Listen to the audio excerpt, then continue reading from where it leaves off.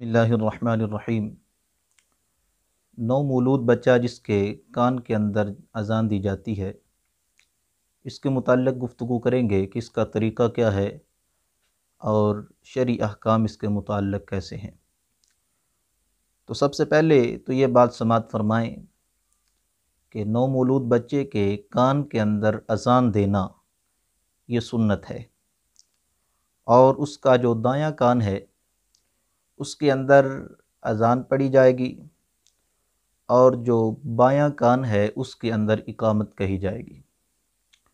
और ये सुन्नत है, आका करीम अलैहिस्सलातु वस्सलाम से ये साबित है। मेरे सामने अबू दाऊद शरीफ मौजूद है, इसका सफ़ा नंबर 355 है, जहाँ पर यह हदीस मुबारक मौजूद है और आका करीम अलैहिस्सलातु वस्सलाम का अमल मुबारक मौजूद है। अन उबैदिल्लाह इब्न अबी राफ़िअन अन अबीही क़ाल रअयतु रसूलल्लाह सल्लल्लाहु अलैहि वसल्लम अज़्ज़ना फ़ी उज़ुनिल हसन इब्न अली हीना वलदतहु फ़ातिमा बिस्सलाह।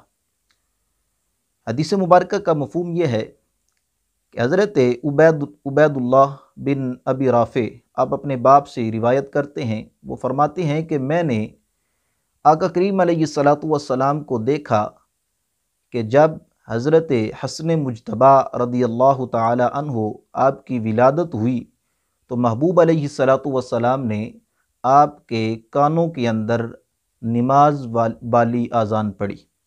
तो इससे पता चला कि नवमौलूद बच्चे के कान के अंदर अज़ान जो पढ़ी जाती है ये आका करीम अलैहिस्सलातु वस्सलाम की सुन्नत मुतहरा है। तो मुसलमानों को चाहिए कि इस पर अमल करें